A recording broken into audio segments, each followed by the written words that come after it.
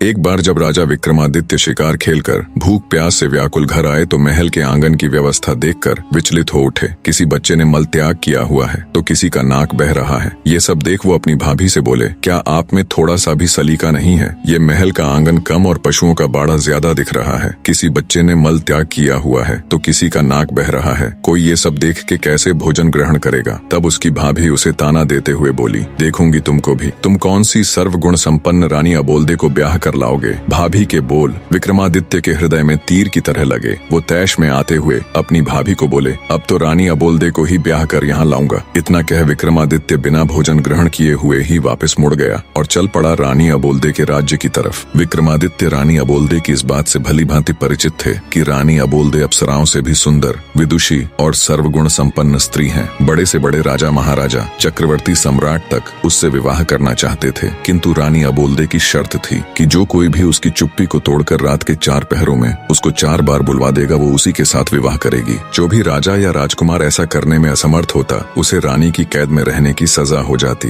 अब तक कोई भी राजा या राजकुमार 4 बार तो क्या, 1 बार भी रानी को नहीं बुलवा सके थे। 111 राजा व राजकुमार रानी को बुलवाने का ये असफल प्रयास कर चुके थे, जो अब उनकी कैद में पड़े थे। रानी अबोल्दे ने अपने महल के सामने एक बड़ा ढोल रखवा रखा था। जो कोई भी राजा या राजकुमार रानी से विवाह करने का इच्छुक होता, उसे डंके की चोट मार उस ढोल को बजाकर आगाज करना होता था। राजा विक्रमादित्य ने चलते चलते एक योजना बनाई। उसके पास 4 ऐसे अदृश्य वीर थे जो उनके हर हुक्म को मानते थे। राजा विक्रमादित्य उन वीरों के साथ शाम होने से पहले ही रानी अबोल्दे के महल के सामने पहुंच गया और डंका उठा, जोर से ढोल पर दे मारा। ढोल की आवाज सुनकर रानी ने अपने सेवकों को आदेश दिया, ढोल बजाने वाले को आदर सहित अतिथि गृह में ले जाए और उचित सत्कार किया जाए। रात का पहला पहर शुरू होने से पहले ही रानी अबोल्दे 16 श्रृंगार कर अपने महल में पलंग पर बैठ गई और सेवकों को आदेश दिया कि राजा विक्रमादित्य को उनके समक्ष लाया जाए। राजा विक्रमादित्य सेवकों के आग्रह पर रानी अबोल्दे के महल में आ गए और अपनी योजना के अनुसार अपने 4 अदृश्य वीरों को उनके अति सूक्ष्म रूप में अलग अलग स्थानों पर बैठा दिया। एक को रानी के पलंग के पास, दूसरे को रानी के मटके के पास, तीसरे को रानी की खिड़की के पास और चौथे को रानी के हार के पास बैठा दिया। और वो खुद भी रानी के समक्ष एक काठ की कुर्सी पर बैठ गए। उन्होंने रानी से बातचीत करने का प्रयास किया, पर रानी अबोल्दे ने कोई जवाब नहीं दिया। वो तो उनके सामने ऐसे बैठ गई जैसे कोई पत्थर की मूर्त हो। तब राजा विक्रमादित्य ने रानी के पलंग की तरफ देखते हुए कहा,